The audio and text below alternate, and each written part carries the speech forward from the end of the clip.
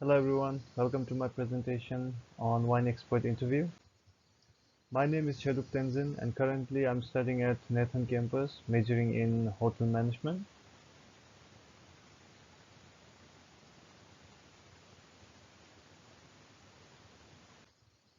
In this presentation, I'll be discussing about brief summary of what I have learned throughout the course, some key findings of Wine Expert Interview, and some recommendations for the wine industry or wine tourism.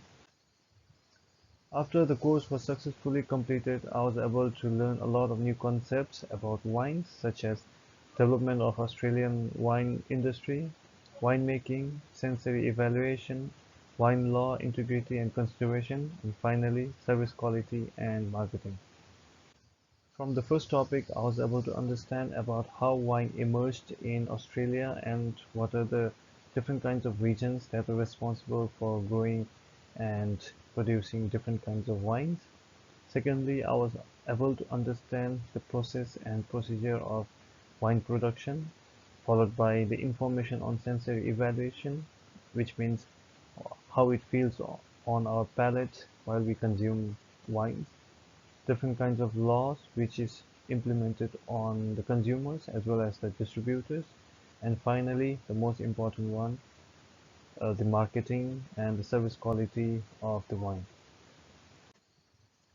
As we can see that this is the details of my wine expert. His name is Tish Pinto and he's the assistant restaurant manager in one of the most popular hotel in Brisbane, which is called as W Hotel, and the interview was conducted on 15th of this month, and the mode of channel for the interview was text messaging. During the interview, following questions were asked in order to know about his opinion on wine and wine tourism in general. This is a screenshot of the response presented by the expert. I'll be discussing briefly about the key findings from the expert's response and what are the important things that I've found out from his response. It was found out that expert was interested in more of like Riesling from Mornington Peninsula and Pinot Noir from cool climate regions such as Victoria or Canberra. He also mentioned that Pinot Noir, which he regarded as an well all-rounded wine with a bright and energizing flavor. He was more of like a cool climate region wine consumer.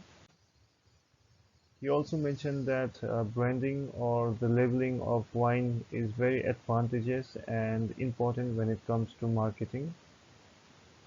Before he purchases any wine, he always goes for the grape variety and where it was produced in order to uh, suit his palate. He also mentioned that if he is not if he was unsure about the wine, he would always look up to the internet or wine applications for more information. One thing is for sure that everyone is aware of the fact that drinking responsibly is one of the most important policies that have been implemented. It gives out to its consumer the importance of drinking responsibly so that it will not harm ourselves as well as others. My expert always motivates younger people to consume wine, but in a limited amount. According to the wine expert's statement, he has not yet attended any wine festival, but he is determined to take part if one of any kinds of wine event is held in the coming years. In order to make wine tourism into a better experience for the consumer as well as for the distributor, following recommendations can be practiced. First, vintage. In the past, people used to go for oldest vintage wines as they consider it as a premium wines, whereas now I feel like it's a stereotype because the trend is changing and the people's taste and preferences are also changing.